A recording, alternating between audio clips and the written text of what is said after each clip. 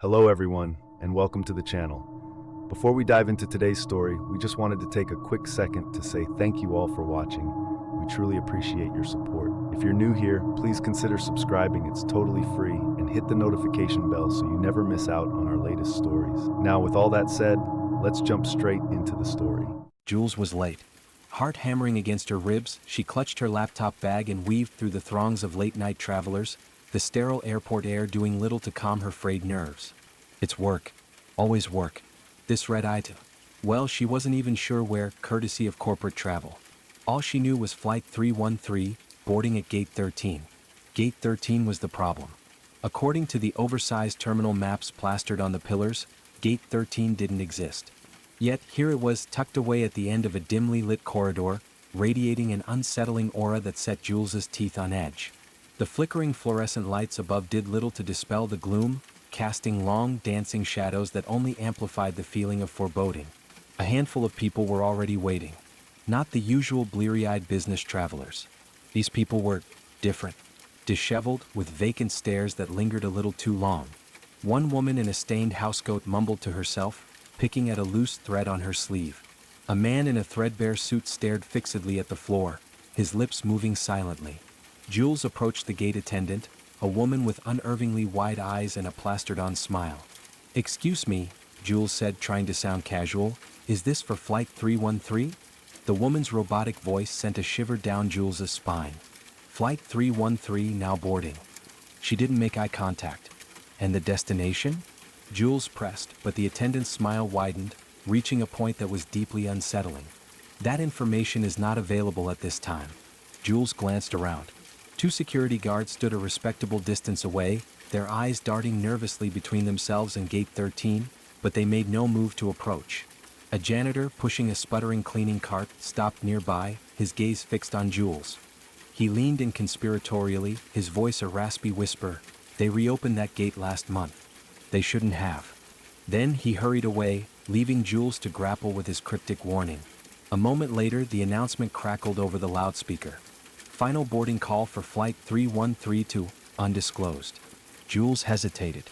Every instinct screamed at her to run, to find another flight, to report this whole charade. But duty, that relentless mistress, pulled her forward. She had a presentation to give. The plane was worse. Stepping onto the threshold felt like stepping back in time. The interior was like something out of a 1970s movie, garish orange and brown upholstery, bulky ashtrays still embedded in the armrests. The air was frigid, carrying a faint, metallic tang. Claustrophobia clawed at Jules's throat. There were no safety announcements, no friendly flight attendant greetings. The crew moved with a chilling efficiency, their expressions blank slates. The passengers were just as unnerving. They sat in silence, their eyes fixed ahead, unblinking. The engines roared to life, vibrating through the aging plane.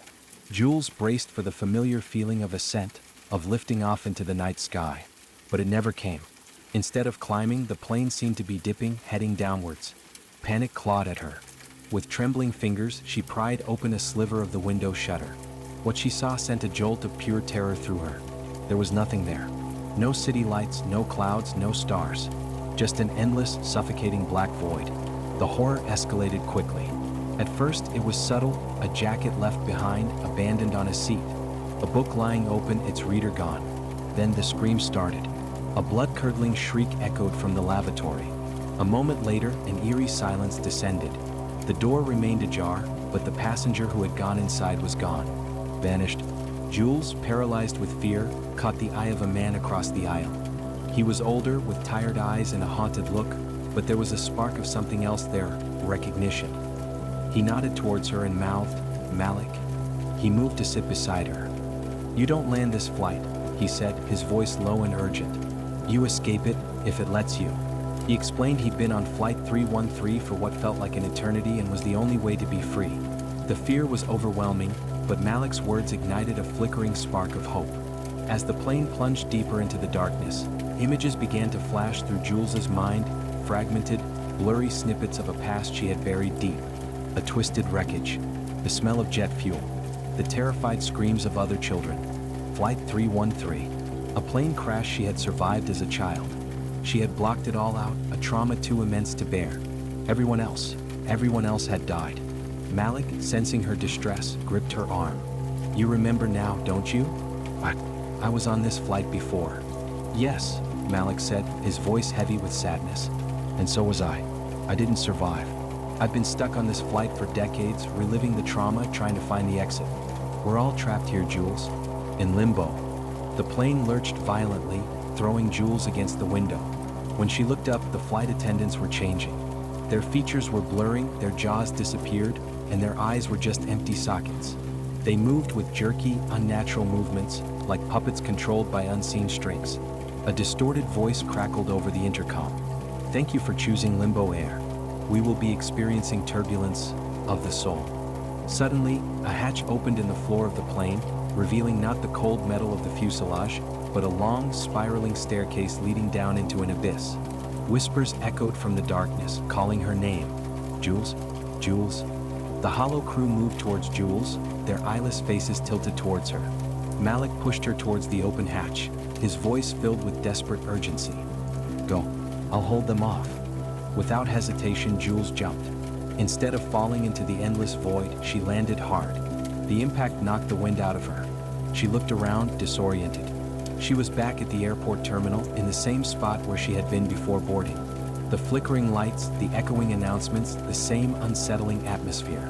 Relief washed over her, so potent it almost brought her to her knees. She had escaped. She had survived. But then she reached into her pocket and pulled out her boarding pass. The blood ran cold in her veins. The ticket read, Flight 313, Gate 13, departed. The airport loudspeakers crackled to life. Final call for Flight 314, now boarding at Gate 14. She turned slowly, her heart pounding in her chest. The gate behind her was open again, glowing with the same eerie light.